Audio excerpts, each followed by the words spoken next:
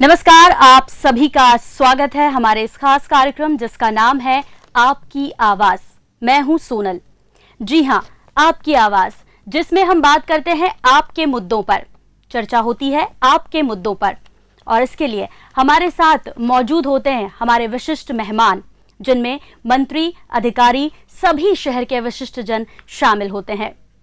और आज अपनी इसी कड़ी में हम टैक्स पर बात करेंगे। जी हां, टैक्स, जिसका नाम सुनते ही हर किसी को टेंशन हो जाती है, एक अजीब सी घबराहट हो जाती है। चाहे वो सर्विस टैक्स हो, चाहे वो कॉर्पोरेट टैक्स हो, चाहे वो कैपिटल गेन टैक्स हो, चाहे वो वैल्यू एडेड टैक्स हो, हर तरह के टैक्स का नाम सुनते ही एक अजीब सा मन में होता है। लेकिन इसका एक कारण ये भी है कि हमें इन टैक्स के बारे में पूरी जानकारी नहीं होती और इसी के कारण शायद हम टैक्स के नाम से ही घबरा जाते हैं। अपनी इस कड़ी में आज हम इसी पर चर्चा करेंगे और जो कुछ भी अधूरा ज्ञान है, क्योंकि कहते हैं अधूरा ज्ञान खतरनाक हो सकता है, इसीलिए हमारे साथ विशिष्ट मेहमान मौजूद हैं। उन पर हम उन लोगों के साथ टैक्स संबंधी जो हमारी कुछ कंफ्यूजन्स हैं उनको हम दूर करेंगे। यहाँ आए सभी विशिष्ट जन, जो कि सभी कई लोग व्यापारी वर्ग से हैं, और जितने भी विशिष्ट जन आज हमारे बीच मौजूद हैं उन सबका मैं स्वागत करना चाहूँगी अपने इस कार्यक्रम में। बहुत बहुत स्वागत है आप सभी का। और कृष्णन जी, आपका भी बहुत बहुत स्वागत है। अब मैं आपके जो अभी तक सवाल यहाँ पर हुए हैं उनका एक कंक्लूजन यदि निकाला जाए तो क्या कहेंगे? सबसे पहला सवाल आप ही से है। जैसे अभी मैं देख रहा था पिछले प्रोग्राम्स में फॉर्म 49 के बारे में काफ़ी मेजर इशू रहा है। अब फॉर्म 49 काफ़ी सरलीकरण तो हो गए हैं, लेकिन कुछ अभी जो प्रॉब्लम बता रहे थे कि लिमिटेशन लगाया गया है, मुझे ये लगता है कि अभी चूँकि नया नया सॉफ्टवेयर में कुछ इंट्रोड्यूस किया गया है कि ऑनलाइन फॉर्म 49 डाउनलोड कर सकते हैं। अब कुछ दिनों बाद ये सेटल हो जाएगा इशू, तो कुछ दिनों तक ये प्रॉब्लम रहेंगे। जनरली अभी देखा गया कि विभाग में कोई जाते हैं तो लिमिट बढ़ा दिए जाते हैं, उनके यूटिलाइजेशन जितनी मंथली कितनी एक एस्टिमेशन करके दे दिया जाता है। मेरे ख्याल से ज़्यादा प्रॉब्लम। तो आपने फॉर्म 49 से ये मुद्दा उठाया है। बहुत सारे सवाल पिछली बार भी थे, आज भी हैं। क्या कोई यहाँ पर जो मौजूद हमारे साथीगण हैं उनके पास ऐसा कोई सवाल है जो फॉर्म 49 से संबंधित हो? क्योंकि आपने ऑनलाइन होने की बात कही, लेकिन उसमें भी जितने आसानी से आपने बोला उतना आसान नहीं है वहाँ तक पहुँचना। जी, फॉर्म 49 से तो संबंधित सवाल नहीं है, लेकिन मैं क्योंकि एक डेवलपर और बिल्डर हूँ। जी, आप बिल्डर एसोसिएशन के अध्यक्ष? हाँ, मैं president CREDAI Ajay Mohgaonkar, Fortune Builders. जी, तो कृष्ण साहब, मेरा आपसे सवाल है कि जो सेक्शन 9B के तहत जो एक नया करारोपण जो किया गया हमारे ऊपर वैट के फॉर्म पे, क्या वो उचित है आपके हिसाब से? क्या वो हम पे लगना चाहिए? क्योंकि हम वैसे भी 10 के अंतर्गत वैट दे ही रहे हैं, तो क्या जो नया जो 1/4 के बाद जो नई कानून बना है उसके तहत हमसे जो कर लिया जा रहा है, क्या ये उचित है? ऐसा प्रोफेशनल में बात करूंगा तो ये तो जो टैक्स लगा है ये बेसिकली कॉन्स्टिट्यूशनली इसकी अभी टेस्ट होना है।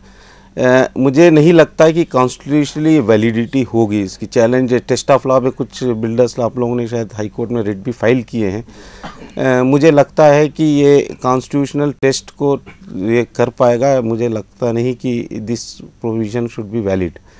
ब्रेक के बाद आपका एक बार फिर स्वागत है। हम बात करें टैक्स के टेंशन की, क्योंकि इसके बारे में पूरी जानकारी नहीं है। अधूरी जानकारी और भी ज़्यादा दिक्कत करती है, और इसी पर चर्चा के लिए आज हमारे साथ विशिष्ट जन मौजूद हैं। लगातार हम आपको इस चर्चा को दिखा रहे हैं, सीधे आप देख सकते हैं बंसल न्यूज़ पर। यहाँ हम आपको ये बताना चाहते हैं कि वित्त मंत्री राघव जी खुद सवालों का जवाब यहाँ पर देने वाले थे, लेकिन किन्हीं कारणों से अब तक वो नहीं पहुँच पाए हैं। लेकिन जब तक वो नहीं आते हैं तब तक ये चर्चा हमारी जारी है। और हमारे साथ एक विशिष्ट जन है। जी सर, आपका क्या नाम है?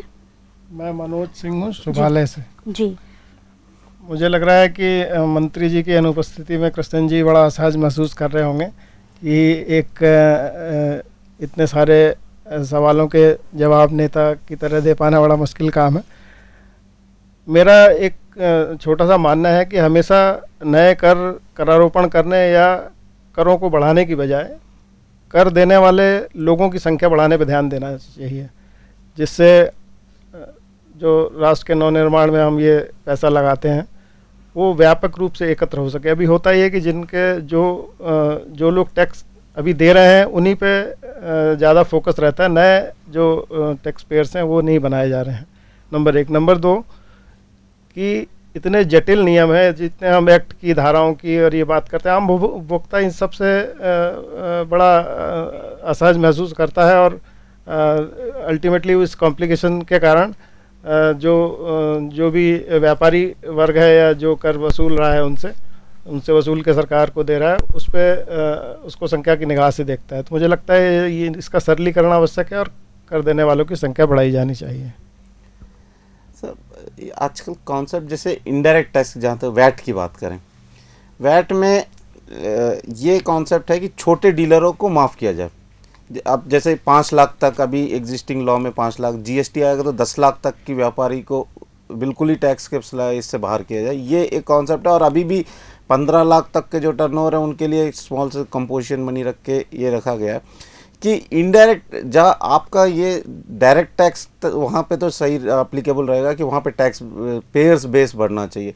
यहाँ पे चूंकि indirect tax is on A tax on businessman, तो इसमें जो छोटे बिजनेसमैन को रिलीफ होना चाहिए ये सब, क्योंकि एक कोई भी टैक्स आता है तो उसके साथ सिस्टम ऑफ मेंटेनिंग अकाउंट्स भी होने चाहिए, वो सारे वोचर सारी चीज़ें होने चाहिए, तो उनके लिए बड़ा प्रॉब्लमेटिक रहता है और कॉस्ट एफिशिएंट भी नहीं हो पाता। इसलिए उनके लिए बेनिफिट देने के हिसाब से छोटे डीलर्स को तो एग्जाम करने का एक वो है, कॉन्सेप्ट है। आपका ये जो है ये डायरेक्ट टैक्सेस में ज़रूर अप्लीकेबल हो सकता है कि वहाँ पे टैक्स बेस बढ़ाया जाए। अब समय जो है इजाजत नहीं दे रहा है। बहुत बहुत शुक्रिया हमारे सभी मेहमानों का यहाँ पर आने के लिए और इस महत्वपूर्ण चर्चा का हिस्सा बनने के लिए। साथ ही साथ राघव जी, आपका भी बहुत बहुत धन्यवाद इस स्टूडियो में आने के लिए और इतनी महत्वपूर्ण चर्चा में भाग लेने के लिए। इसी के साथ आपकी आवाज में फिलहाल इतना ही, दीजिए इजाजत, लेकिन बंसल न्यूज पर खबरों का सिलसिला जारी है, बने रहिए हमारे साथ।